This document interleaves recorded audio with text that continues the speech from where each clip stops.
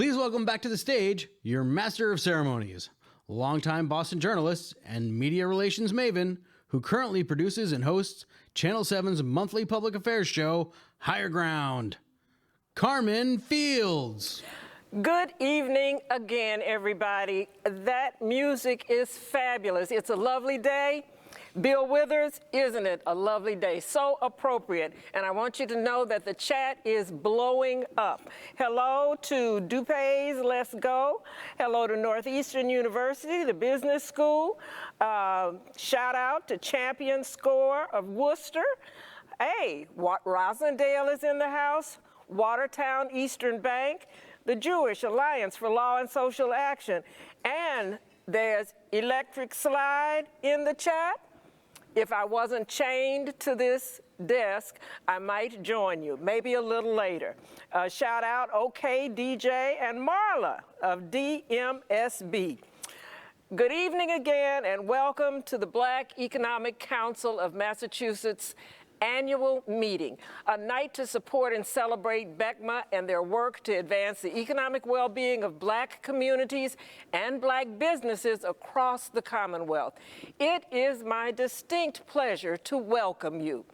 We know we are not in person tonight, but we are live joining from the safety of our homes or offices and this studio.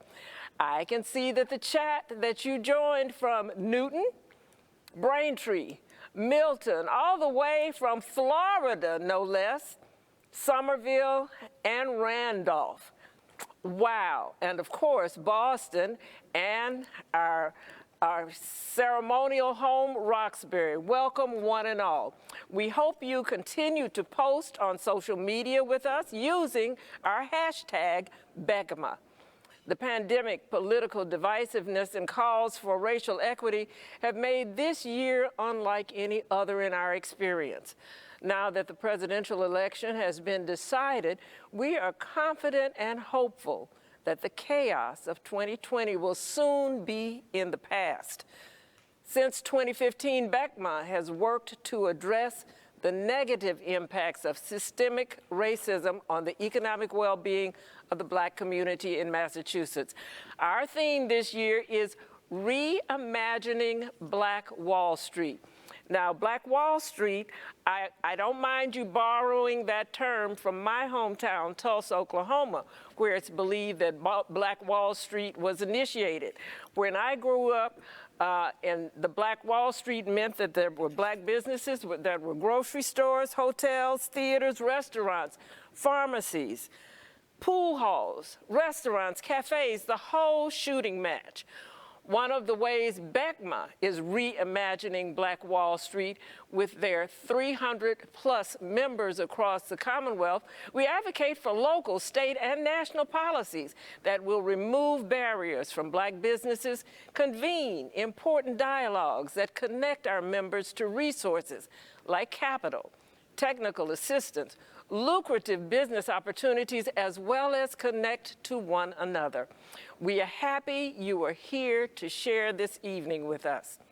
We have added a little flavor to tonight's annual meeting with some jerk chicken and Jamaican rum cake. And coming up is our Green Table fireside chat featuring our esteemed panel of speakers on a conversation about our theme now and beyond this unprecedented year. At this time, we would like to thank our sponsors. Thank you to our diamond sponsors.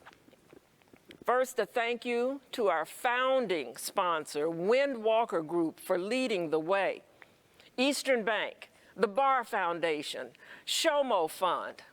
Thank you also to our Emerald sponsors, Berkshire Bank, the Boston Foundation, One United Bank, our gold sponsor, EOS Foundation, our silver sponsors, JP Morgan Chase, Boston Impact Initiative, Marcia and Tom Alperin, Adam Reigel, Constant Contact, Evelyn J. Gaines Charitable Fund, Federal Home Loan Bank of Boston, Greg Schell, Roy A. Hunt Foundation, Weatherby Capital, and Vertex.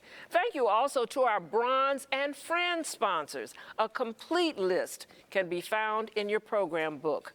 Finally, we want to thank Fresh Food Generation for catering and delivering our delicious dinner. Sweet Teas for our amazing dessert. And to Urban Grape for providing the great wines from South Africa. The wines you're enjoying tonight are from a Black-owned wine producer. Let's support as many Black-owned businesses and each other as we can. I would like to invite BECMA's Executive Director, Segun Idowu, to the stage. Thank you, Carmen, and good evening. It is my deepest honor and greatest privilege to be able to greet you, our members, our partners, our supporters, our donors, our community, on behalf of our Board of Directors and our team at the Black Economic Council of Massachusetts for this, our annual meeting. When I stood before you 1 year ago, I declared that 2019 could be summed up in one word for the organization: growth. Tonight, there is no singular English word in the English language that could adequately capture what this decade of a year has been for each and every one of us. What I can say is that we are still here only by grace, grit, and grim determination. As I stand here, one word does cross my mind on how I feel in this moment, and that is grateful.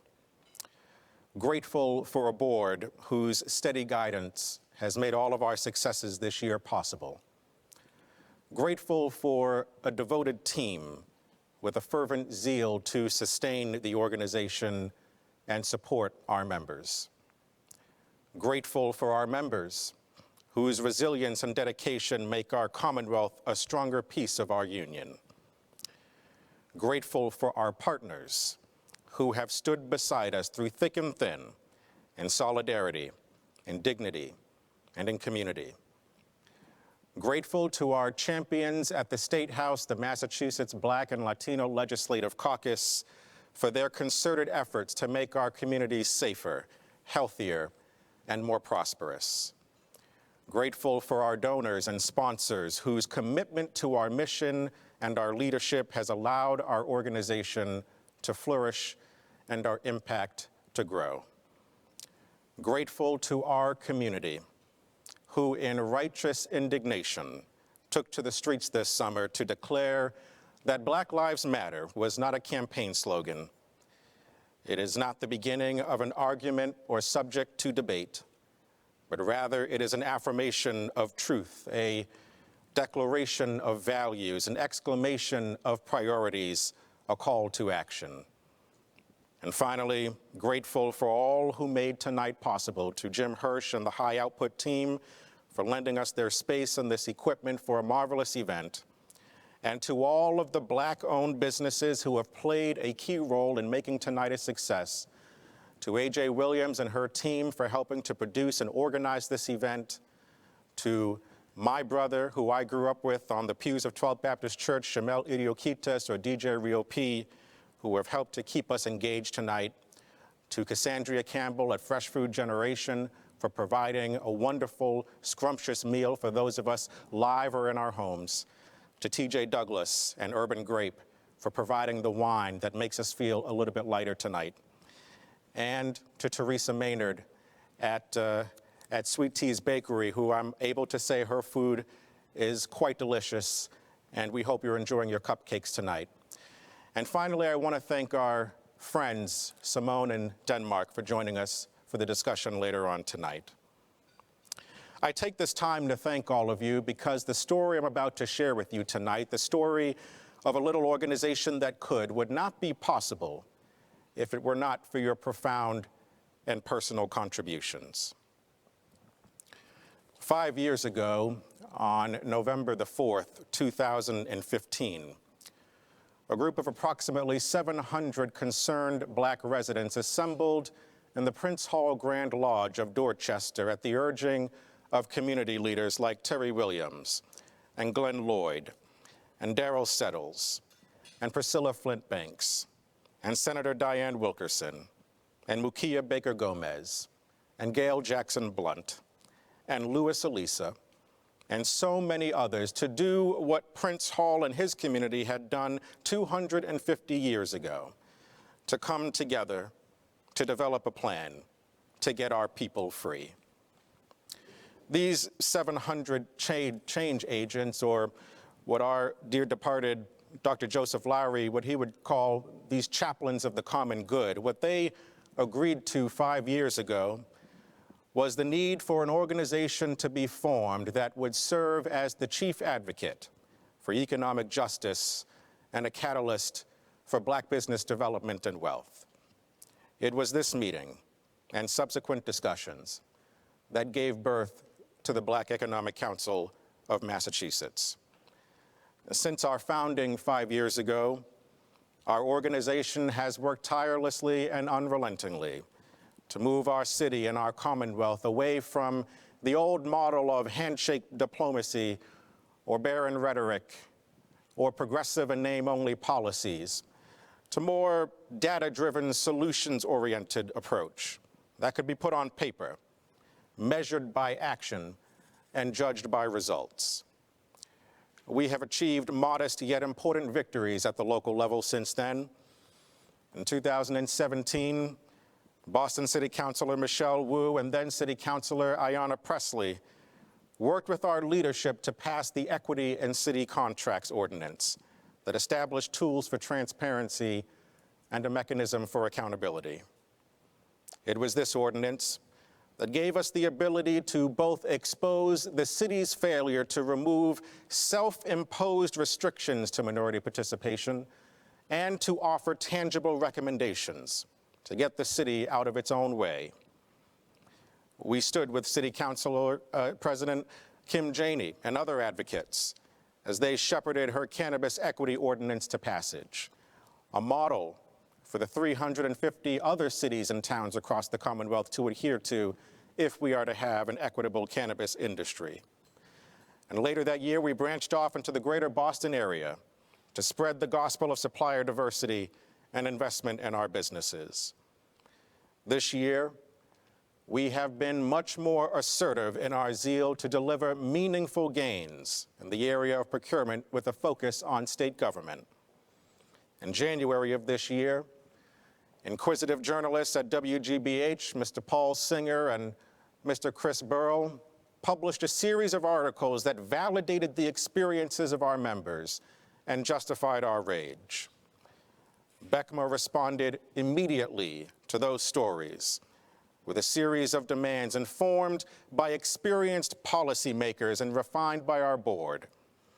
While these demands were met with a deafening silence at first, we would not be ignored. And so, buoyed by a series of new investigations in September, catapulted by the fury of our members and emboldened by the strength of our coalition, we blew past the doors of the State House straight to the governor's desk and submitted our demands once more. I will let Governor Baker share the rest of the story. Good evening, everyone. This is Massachusetts Governor Charlie Baker, and I'm grateful for the opportunity to address the Black Economic Council of Massachusetts at your annual meeting. I want to thank Executive Director Shagun Idowu and everyone involved with BECMA for letting me share a few thoughts today. I also want to thank you for your partnership and your advocacy on a number of important issues over the past few months and years. Our administration appreciates our ongoing dialogue with BECMA as we work together to improve economic opportunity for communities of color, especially as we recover from the impacts of COVID-19.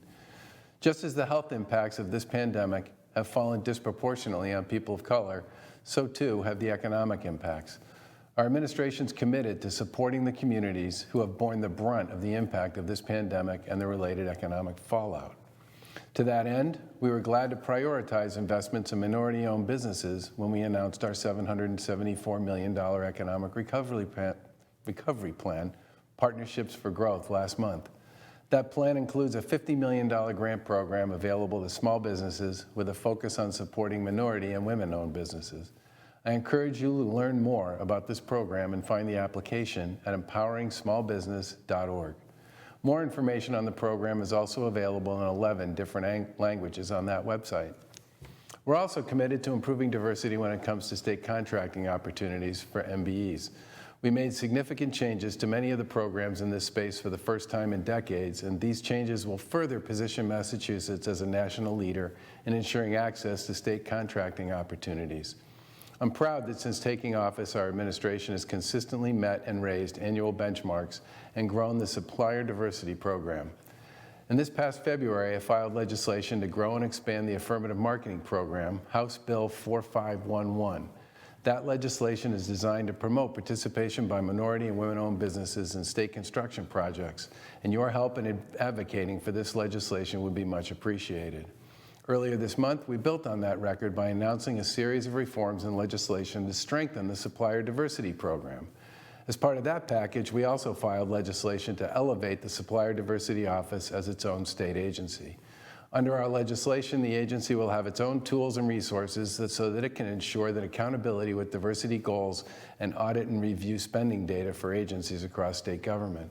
And as part of this month's announcement, we also announced that we'll implement several improvements to the SDP program in the first place. These include a more active role for the SDO in engaging diverse and small businesses in public procurements, expanded reporting for spending between state contractors and their diverse business partners, the publication of minority business enterprise spending by race and ethnicity, the expansion of the small business purchasing program, and the incorporation of key components of the Massport model related to procurements and producing these comprehensive reforms.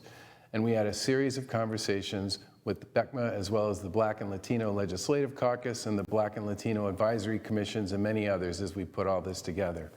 We're grateful for your input and your ongoing collaboration as we seek to build on the improvements we've made in the supplier diversity space. And we look forward to working with you and our colleagues in the legislature to enact this important legislation. You have a partner in our administration as we work toward our shared goal of improving economic opportunity for communities of color across the Commonwealth. And I want to thank you again for this opportunity to address you this evening. And I wish you the best of luck with the rest of your annual meeting, and I look forward to our continued conversations. Thanks very much. Thank you, Governor Baker.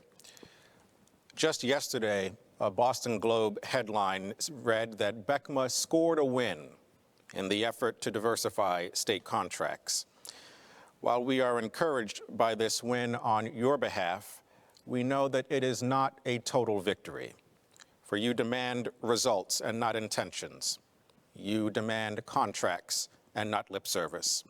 And so as we join the governor in pushing for the policy items that he just outlined in his remarks, we will also work to hold this administration and the state legislature accountable for achieving these goals. And so we encourage our members tonight to reach out to your state representatives and to your state senators to urge them to pass S2937, which would create an independent agency for the Supplier Diversity Office, and to support H4511, which would strengthen the affirmative marketing program. I must pause here to both acknowledge one person and honor another. As important as it is for organizations to push from the outside their elected officials to do what needs to be done to serve the whole community, it is equally important to have individuals working on the inside to push forward that agenda. And so I want to make sure that I take a moment to acknowledge the extraordinary work and the invaluable contributions of Tony Richards, who has worked with BECMA to help us achieve our goals with the state administration. I pause here as well to honor one of the chief architects of our organization, who helped to make this major step forward a reality. Mr. Richard Taylor was a member of our board for only a few short years, but has served our community for all of his. As the former Secretary of Transportation for the Commonwealth under Governor Weld and the current chairman of Taylor Smith Properties, he generously poured his wealth of policy knowledge, industry expertise, and invaluable relationships in the public and private sectors into BECMA. Richard's experience guided BECMA's foray into the procurement policy space, and his contributions to our internal strategic discussions set up the organization for both our early and recent policy achievements. Mr. Taylor has reached the end of his board tenure, and so it is for these reasons and more that we are very proud to bestow upon him tonight the title of Director Emeritus. Congratulations, Mr. Taylor. Thank you. Thank you very much, Shagun, but I must say your comments are far too generous, but deeply appreciated. This has really been an historical conclusion, I think, and I'll give you some context. I think it's been a 220-year journey. And why would I say that? The National Negro Business League was an American organization founded in Boston in 1900 by Booker T. Washington to promote the interest of African American businesses. The mission and main goal of the National Negro Business League was to promote the commercial and financial development of the Negro. I've been witness to several other iterations that didn't quite achieve all of the stability and leadership that BECMA has achieved. Let me list a few. The Black Chamber of Commerce, established by Leon Nelson. The Professional and Businessmen's Club on Mass Ave, which was run by John Bino in Chester Square. The Group, which was founded by Satch Sanders and Joe Washington. The Burroughs Group, founded by Ed Duggar and Ron Homer. And who can forget Jimmy Guilford and Malik Abdul-Khalaq, who organized the Barbers Association. And so while we look today in 2020 as a time of strife in many cases, as a time of reckoning in other cases, I can stand here and feel so good that finally, since 1900, we have an organization that has the credibility. It has amazing leadership in you, and I can't thank Terry Williams enough for chairing this board and putting her own resources into this organization until it could fly with its own wings. And so I accept this with deep gratitude, but also I am so pleased with where we are, and I look forward to your successes in your future. Thank you so much. Thank you, Mr. Taylor. We entered into 2020 with a new wind at our backs. Not only had we achieved gains in advocating for more access to contract opportunities, but we were also growing our success at connecting you to them.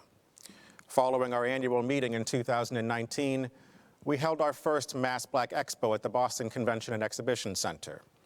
The event saw close to 1,000 beautiful, bold, brilliant Black people come together to celebrate the entrepreneurial spirit, engage many of our Black businesses, and take part in over 30 educational workshops. This event, coupled with intentional networking throughout the year, allowed us to end the year connecting our members to almost $1 million in contracts and investment opportunities.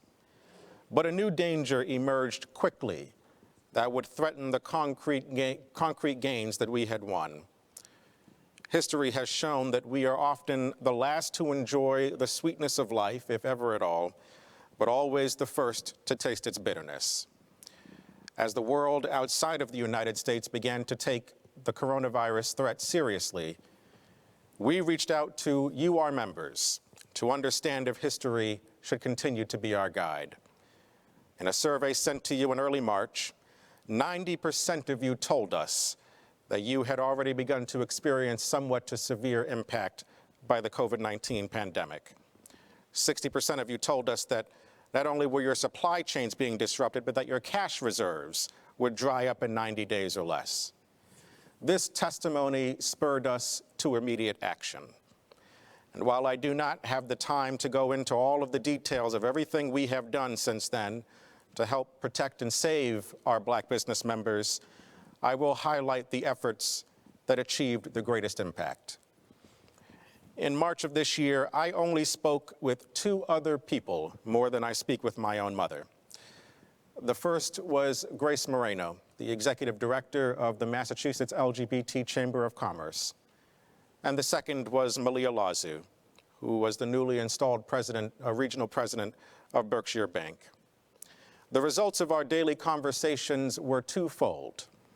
The first was the Futures Fund, which extended a line of credit up to $50,000 for our business members, and as one member put it, became a lifeline for their survival. The second was that when the CARES Act was passed by Congress and the Paycheck Protection Program was established, Berkshire Bank became the first lender to open their doors to new customers, to BECMA members, who were denied by much larger banking institutions, who shall remain nameless. Because of this partnership, many of our members were not part of the 95% of Black businesses who did not receive PPP funding in the first round. It is for this reason and many more reasons that I pause again to honor one of the shining beacons of hope in our Commonwealth and the brightest example of what we mean when we say representation matters. In her tenure as a board member, Malia Lazu kept us grounded, reminding us always that it is the people who give us power and that titles do not make you a leader.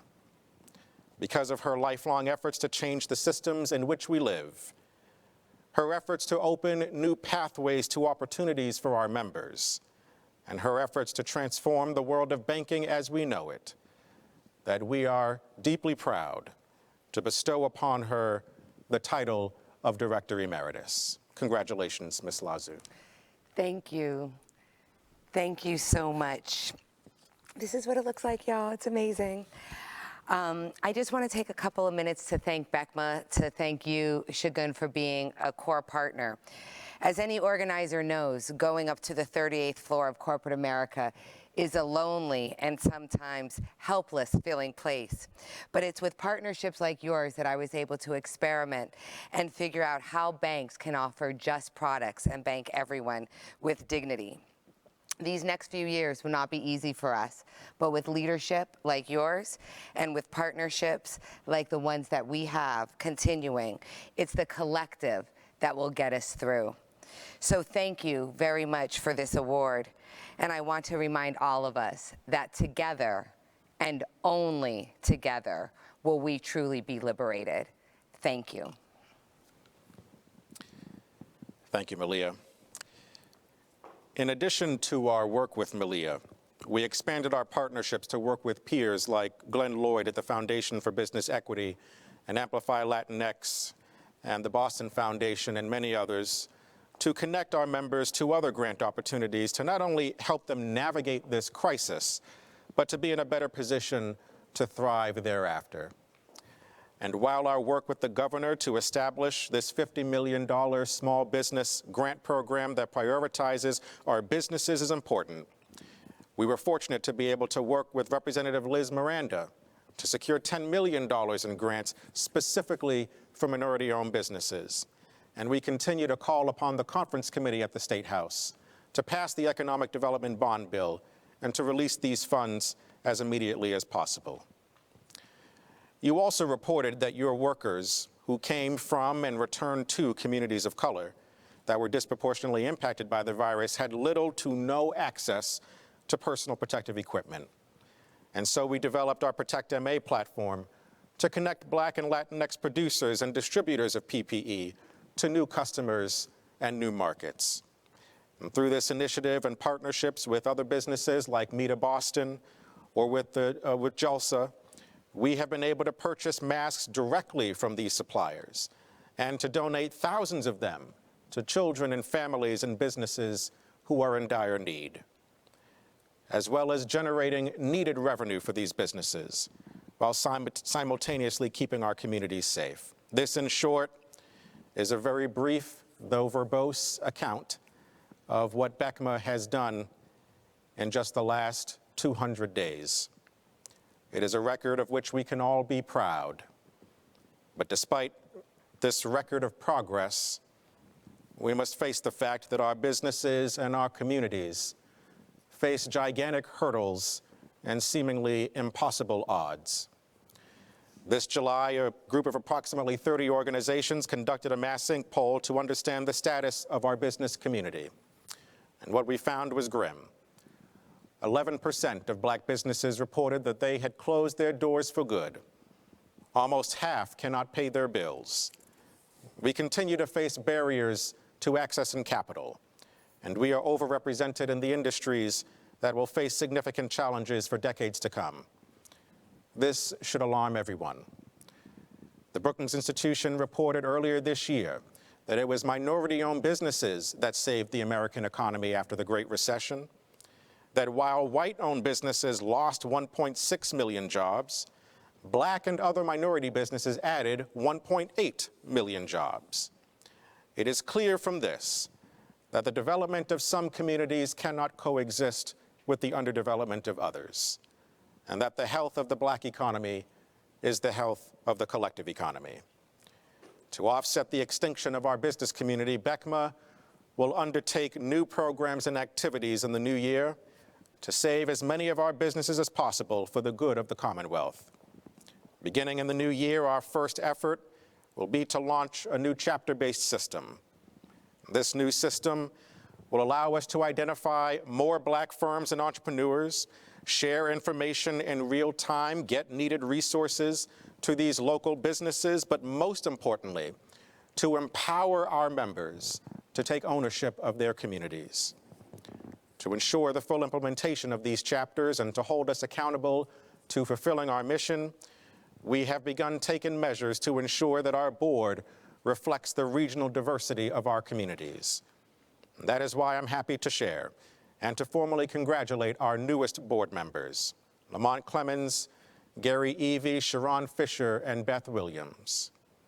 This extension into the central and western part of our state will allow us to respond to all of the needs and concerns of our people. And finally, we will fully develop our back office support program meant to help new or existing businesses strengthen the infrastructure of their venture to prepare them for opportunities like greater investment and contracts. And we will develop a partnership with our friends in the private sector and the newly independent Supplier Diversity Office. None of this will be possible without funding.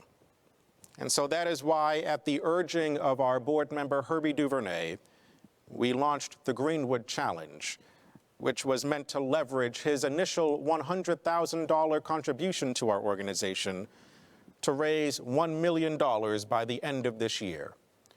And because of the steadfast support of our board members, of our sponsors and our donors, I am proud to be able to share with you tonight that we have raised $900,000 of this million, and we look forward to closing out the end of the year by exceeding our goal. As I close, I have a message for our 300 members across the state of Massachusetts, that despite the difficulties of the moment, however frustrating the hour, it will not be long until we see the fruits of our labor. History has proven over and over again our readiness to meet the challenge, never shrinking from fear, but standing tall, our feet firmly planted on the ground. As the great writer James Baldwin said, we were forged out of this fire. And if we could do that, we can deal with what now lies before us. And King picked up from there and said more starkly that if the inexpressible cruelties of slavery could not stop us, then the opposition we now face will surely fail. And so to our 300 members, to the over 2,000 black-owned firms that employ 14,000 Massachusetts residents and contribute billions of dollars to the state economy, I say, we shall endure today, tomorrow, and evermore. Thank you.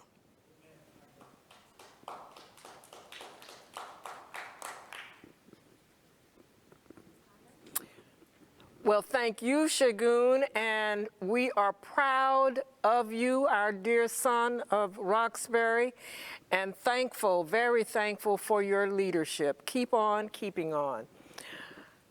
Before we start the next stage of the program, we have another honor to present. the Black Boston Hospitality Coalition aims to preserve the few gathering spaces for the city's many Black residents, our neighborhood bars and restaurants. We are honoring them for their efforts to organize industry peers, advocate for needed resources, endure in the face of stark adversities, and strengthen our communities. To accept the Innovation of the Year Award is the Director of Communications for the Boston Black Hospitality Coalition, Farouk Sabadine.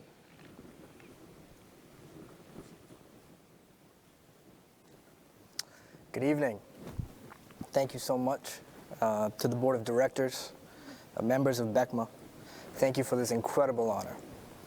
On behalf of the Boston Black Hospitality Coalition, we appreciate this recognition and your continued support in this most uncertain time. Since the founding of this coalition, back in March, at the beginning of the pandemic, when we thought the measures in place would be temporary, maybe 2 weeks, to today, some 8 months later, the same fight for survival, for equity, and actionable change still rings true. From the strains of liquor licensing fees to still paying rent and navigating the latest restrictions put forward by the Commonwealth, there's work to be done. So on behalf of the business owners and leaders I am so blessed to work alongside of, the likes of Nia Grace, Frank Poindexter, Royal Smith, Cheryl Strotter, Eddie Furman, we thank you for your support and for joining us in the fight and standing resolute with us. Thank you so much.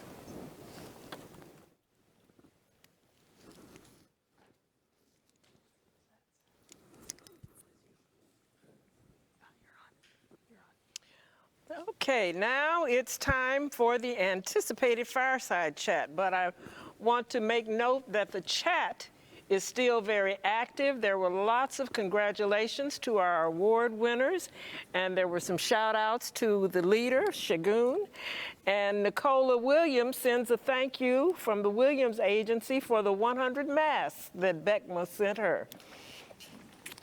From Boston, I have the pleasure of introducing this blue ribbon panel that's been handed. Our founding sponsor, who contributed $100,000 to the Greenwood Challenge, Herby Duverne. One of our long-lasting supporters of the BECMA mission, Eastern Bank, strives to make Boston a more diverse, inclusive community and to improve opportunities for businesses of color. From Eastern Bank, the chair and CEO, Bob Rivers. From New York, the global head of community commerce at Sundial Brands, a Unilever company and maker of Shea Moisture. She recently led the launch of Shea Moisture's $1 million relief fund for women of color. Please welcome Simone Jordan. And Denmark West is a partner at Connectivity Capital Partners, where he is responsible for leading the newly established venture arm. Most recently, he was president of digital media at Black Entertainment Television, and before that, he was an executive vice president at MTV. Welcome, Denmark West. And thank you all. The first question I think will go out to all of you. And I'll start in deference to our female panelists. We'll say ladies first, but all of you think about the theme tonight and this weekend is reimagining Black Wall Street. What is your vision of the new Black Wall Street, and what needs to happen to make that vision a reality? Yes, thank you. Starting with you, Simone. Awesome. So I think I love the theme of reimagining Black Wall Street. It's something that we have even tried to do as a corporate company, really figuring out how to ensure that Black businesses have the economic well-being resources, that they can be sustainable I think when I reimagine Black Wall Street, one, it's something that can't go away. We've seen from Tulsa how it gets threatened when we do see Black businesses actually thriving. And I hope that the new Black Wall Street, a new Black Wall Street, is one where you see corporations like Unilever, you see others pouring into this community because they actually understand how it brings wealth to Black communities, how it allows Black communities to thrive, and that will probably be that will be my hope for a new Black Wall Street. That it's not one that we talk about from history, but that it continues to thrive and is sustainable. Okay, you want to pick up from there, Herby? Absolutely. Actually, it's interesting when you asked that question. My first thought was we are imagining the Black Wall Street right now, given that BECMA is doing all the wonderful opportunity that we have in the state. I think that the imagining part is already happening. So I think we and that was the reason that many of us take action early this year saying, let's ramp up BECMA so they can do a better job in doing the advocacy work we're already doing. So again, I think that all the work that people like Richard Taylor, Darryl Settles, and many people in our community has been doing, I think that part we're already imagining exactly how we want the new Boston to be. Very pleased to see that many of the effort that we are doing, we start seeing those results as opposed to the imagination. Thank you. We'll go to you next, Bob. Yeah, and hello, Carmen. Good to see you. Thank you. I mean, for me, reimagining Black Wall Street is really about making sure there's proper representation among the large companies. I mean, certainly Black businesses are large in number and representative of the community overall, but in size, they're very small. And so really having representation among the very largest businesses in our community, in Greater Boston, throughout the nation, that's really the vision that we should have. Okay, Mr. West, bring it on home for us, Denmark West. Thank you. I find that the conversation around Black Wall Street is such an inspiring concept, in part just to think about what it was as a construct for what it can be. And when I think about what it was an amazing example of the limitless potential of our community to excel. It provided an opportunity, and if we work together, right? It's both. Too often we try to cherry pick one or the other, but it's both, right? Which means it's a combination of access to opportunity and a shift in mindset, right?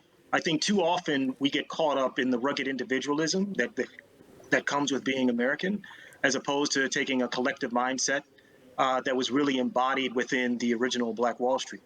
And so just to sort of keep it around vision, the thing that I would probably focus on is I would think about a new Black Wall Street or reimagining Black Wall Street the same way that Wall Street itself has been reimagined. It started as a physical place, but now it's representative of an international model. And so how do you actually take the prosperity that was endemic within this location within Tulsa and actually use that as a model for creating prosperity for Black people throughout the diaspora? Thank you.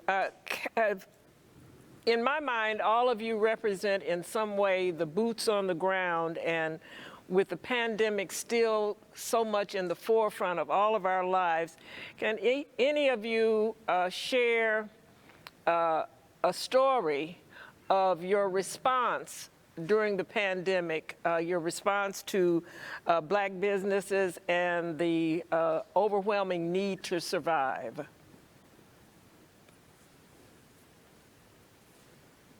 Yeah, I'll jump in there. Don't everyone speak at once, but yeah. Go ahead, Simone. If you don't mind, I'll jump in. Yeah, I'll jump in. So For our business, we've always had this community commerce model with Shea Moisture, and it's a model where when you purchase Shea Moisture products, personal care, health and beauty products, we're taking a percentage proceeds from it and we're investing back in our communities.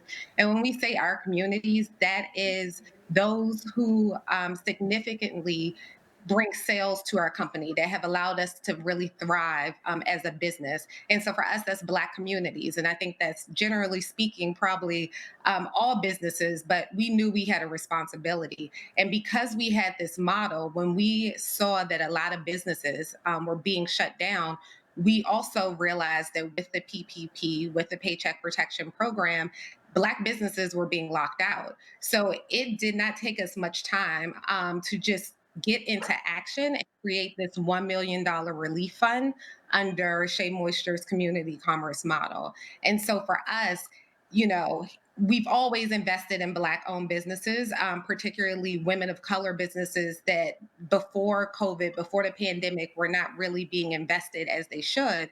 And for us, we were like, historically, they are not receiving this type of support. And then if we go into a pandemic, they lose hope, not just revenue, but there is a sense of hope that you lose as well.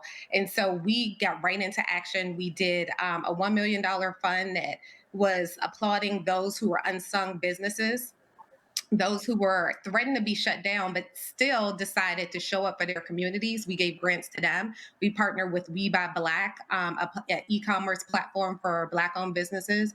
We decided to create a Black relief fund. We did a series of relief funds because it just wasn't there through the government's PPP program. So we stepped up. Any other pandemic response stories to share?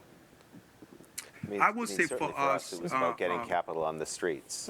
It was through the Paycheck Protection Program, our own special loan programs, the support of the Business Equity Fund, as well as advocacy. I mean, it was very clear that the Paycheck Protection Program really disadvantaged smaller businesses, and since Black-owned businesses are among the smallest, they were the most disadvantaged. So it was really speaking out to lawmakers, really advocating for sort of a dedicated pool within PPP, because again, whether they be businesses of color or smaller businesses, in the race for the funds, particularly in the early tranches of the Paycheck Protection Program, it was very hard to access that capital. I mean, kudos to Malia and Berkshire, who really went above and beyond in being very intentional about getting that program out to Black-owned businesses.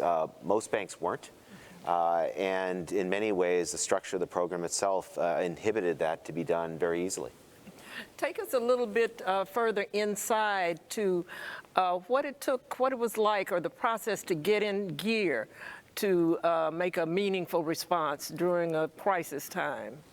Well, I mean, it was crazy for all of us, really, in every business, of course, because you're dealing with it yourself in your own shop. But when it comes to, say, the Paycheck Protection Program, it was insane. This is a program that was, you know, it was basically a 747 that was built while it was flying. And things changed constantly. It was very hard to keep up with. Even the largest businesses had a tough time with it. Smaller businesses that by definition have less resources, even more so. It was very stressful. I'm gratified now in the end as we come to the forgiveness process that the smallest of those loans, which of course went to the smallest of businesses, are the ones most likely to be completely forgiven. And to me, in the end, at least that's a better place than where we started. Any other pandemic responses? I will say well, for I'm going to us, go to you next, Herby. Why was it important to start the Greenwood Challenge for BECMA? And Bob, why did you support it? Herby, you first. It was important to me to do that because I realized that Black businesses, we have to make action. You know, as an entrepreneur, I'm a person of action. Hopefully, I don't know if you guys can hear me fine. Mm-hmm. We can. Okay, yeah. Awesome. So clearly for me, as an entrepreneur, I'm a person of action. So I feel that something needs to be done. But at the same time, I realize it's important for us, especially as Black business, to support the Black organization on the ground who's doing the work.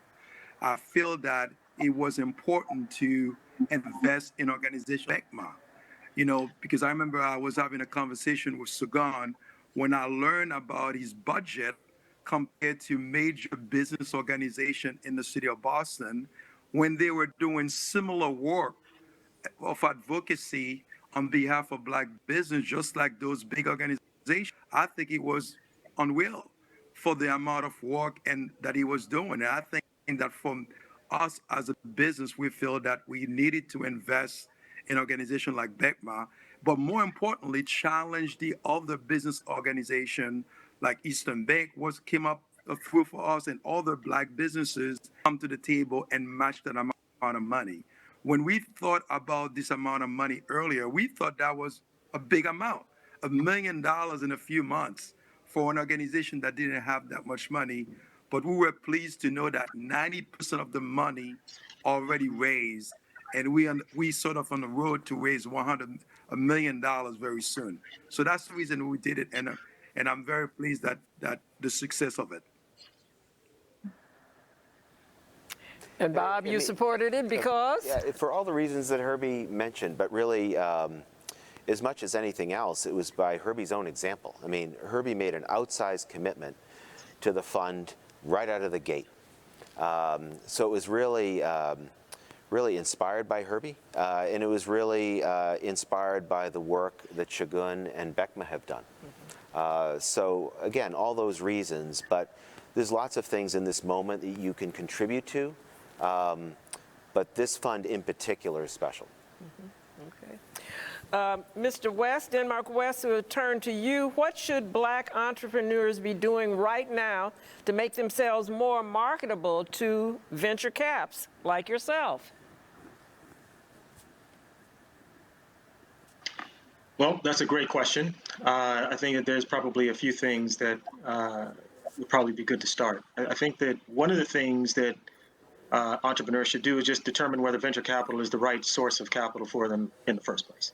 I think one of the biggest mistakes that entrepreneurs make in general is assuming that the only form of capital that you can use to help either run or scale your business is actually venture capital. Venture capital is a very unique type of capital, and it's the type that tends to go for big risk, big return types of scenarios. And there's a lot of very good businesses that actually aren't good venture capital investments.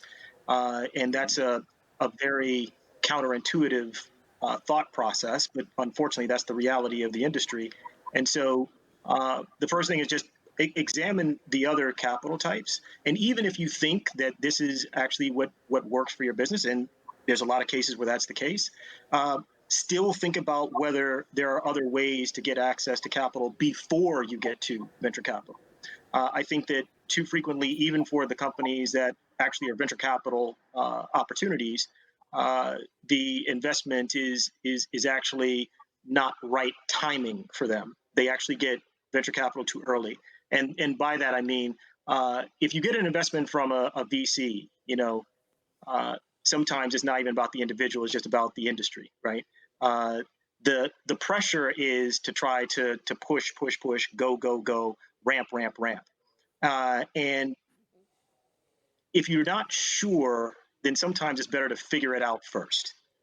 You don't want to actually be figuring things out on somebody else's dollar, because that, at least as a venture capitalist, angels are much more forgiving. There's a number of other capital sources that are much more forgiving. Grants are much more forgiving. But as venture capitalists, they are not particularly forgiving.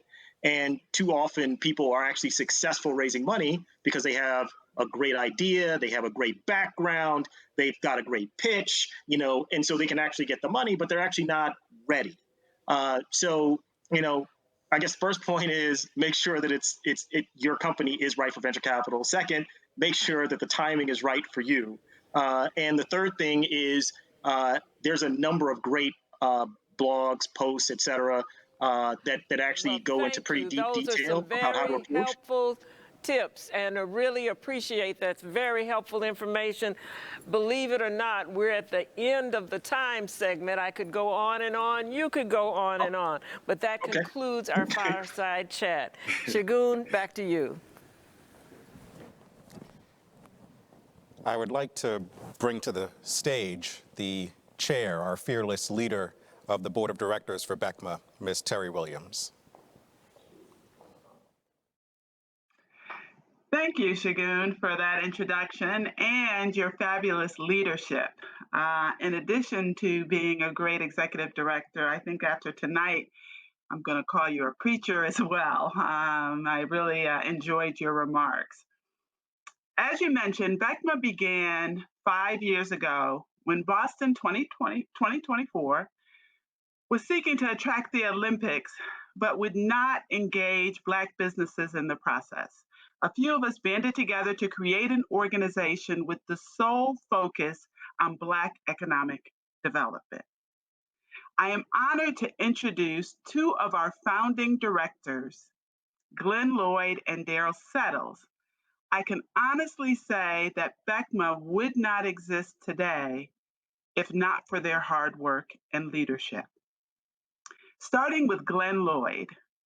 Glynn has been a pioneer in the field of transformative urban economic development for over 25 years. He is the president and founder of City Fresh Foods and is currently the executive director of the Foundation for Business Equity. As BECMA's first chairman, Glynn's experience, steady hand, and collaborative approach allowed us to pull together all the different agendas within our community to develop BECMA with a focused mission. Glynn had the incredible skill, temperament, and strategic vision for the job. We are truly sad to see him leave our board, and today we are honored to give Glynn Lloyd the Director Emeritus Award as the founding director of BECMA. Thank you, Terry. Yeah, it's been a journey, and Terry referenced the early year of this. It went back to the day in which Boston was awarded the 2024 Olympics, and the Black community began to organize around how we were going to ensure, at that point, future equity within the Olympics. But it dawned on us as we saw the cranes in the sky, and we were already in the middle of a big economic boom, that really the stats weren't showing we were part of the existing economic equity. And actually not just economic, but health, educational stats.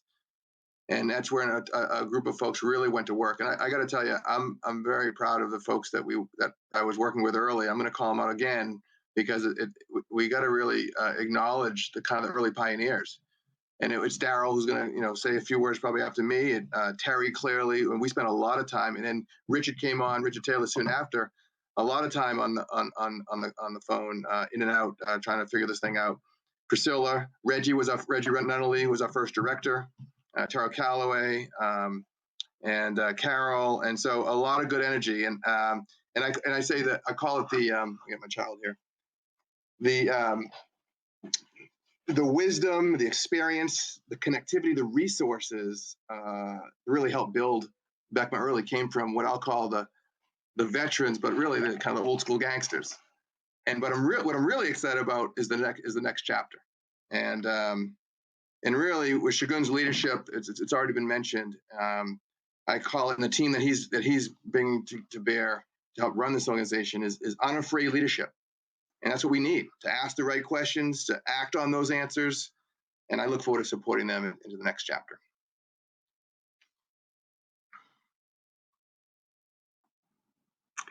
And now, Darryl,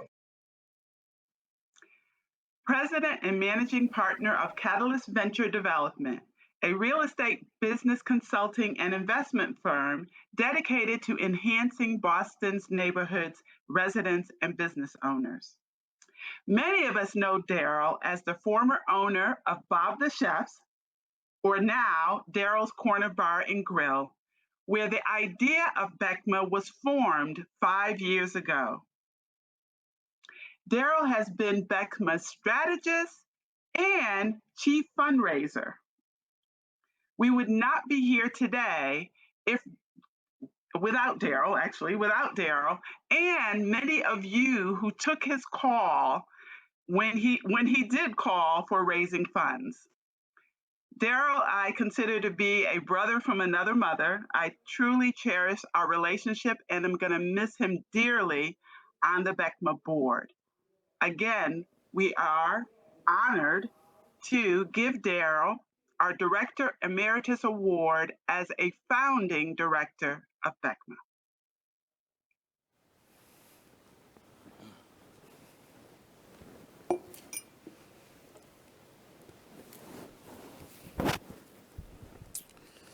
Good evening, everyone. Terry, thank you for the wonderful introduction and acknowledgement. I am so proud of what BECMA has become and its tremendous successes.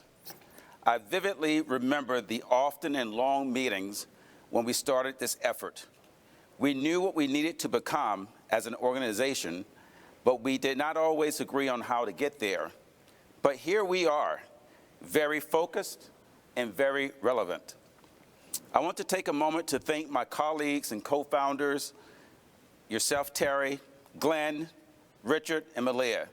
I want you to know that I love each of you and appreciate the work that you do and continue to do. We should all be proud of the legacy that we have helped create.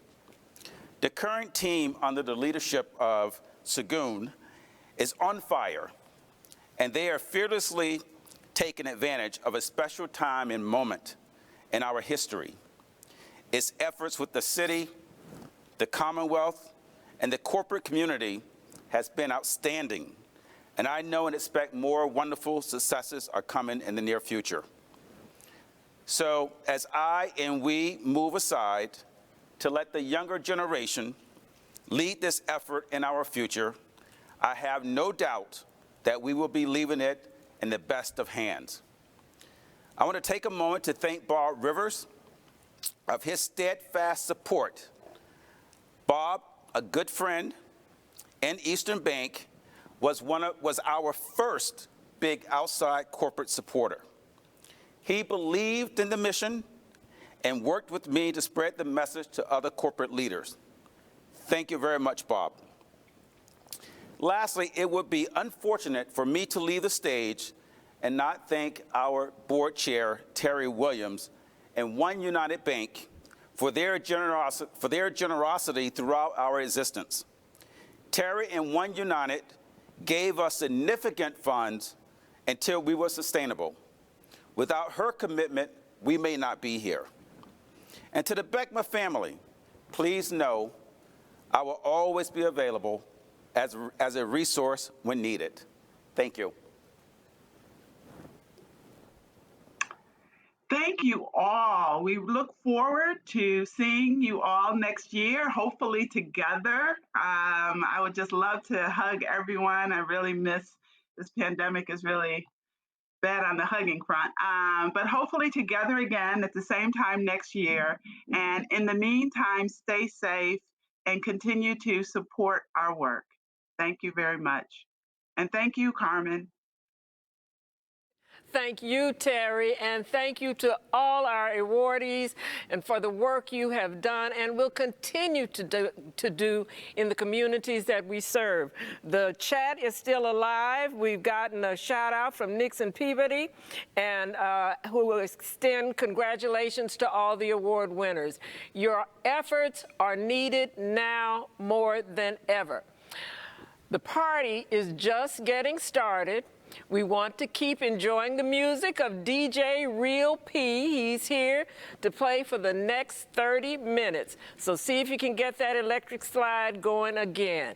Good night, everyone. Stay safe. Real P, P, P.